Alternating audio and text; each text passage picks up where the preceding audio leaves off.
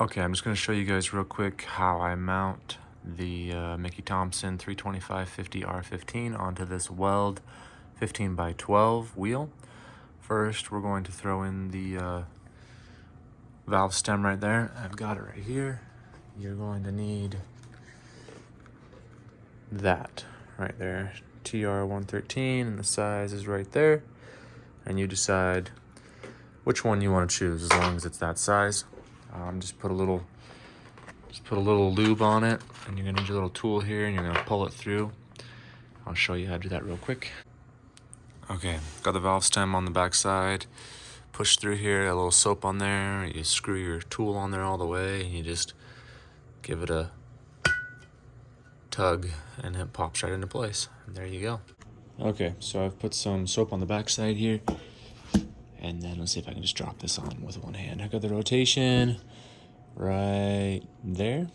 This will be on the passenger side. Let's just see if I can get this on with holding the camera here. Okay. That was that. This part's pretty important. So you've got this lip right here. This is where you want the bead of the tire to sit down inside of there. Make sure you don't try and put this ring on here without it seated down how it's supposed to be. So it looks like it's on there, right? But it's really not. This side needs to be pushed down. So there you go. And this side.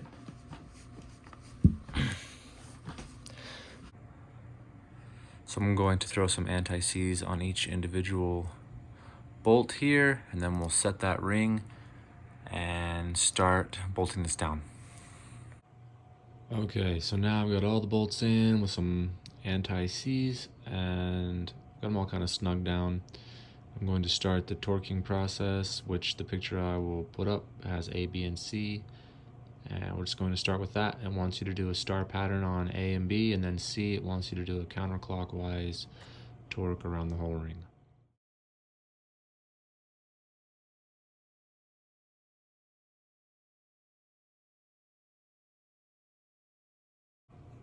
Okay, we've got these to about 15 foot-pounds. We'll move on to step B. I think it's like 18.8 foot-pounds. Keep going. It takes a while, but you'll get it. And now we will go counterclockwise with 22 foot-pounds. Make sure on the first two steps, just do your star. Just work your way around it. And then, yeah, you should be good. I think that's about it. And then after we do this last step, take it out in the garage and we will put some air in it. Okay, this is the last part. We're just going to put air in it, and then the bottom here will pop onto the bead where it's supposed to be. This tire is a 325/50, so this tire is set up pretty much just right for a 12-inch wide wheel. A lot of you guys will be running narrower tires, and if that's the case, usually you can't set the bead like this. Because it's just narrower, so you can't get it to push down, and you have to get it stretched on by somebody who has a like a cheetah or whatever the heck those things are called. Take it to a tire shop or somebody else. But if you have a tire that's wide enough for your wheel, you should be able to just do it at home, which is nice. So what I'm going to do is just put some lube around the tire and around the bead, so it just wants to pop on a little easier underneath, and then we'll just start putting air in it. And then you can just push on the tire here, and it'll do its thing.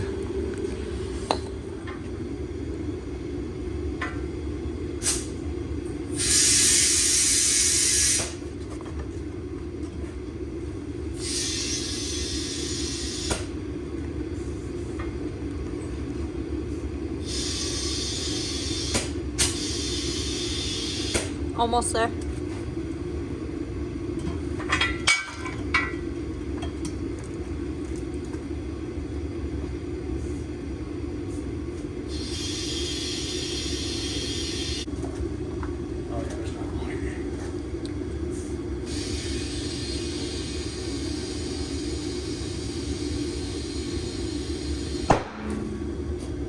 Shit, that was scary.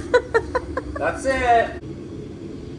Okay, once you've done that, you're done. That's it. So it's kind of a fast process. Like I said, as long as you've got a tire that's meant for your wheel width, you should be able to do it in your garage, unless you have a couple of those other tools. So thanks for watching. See you guys later.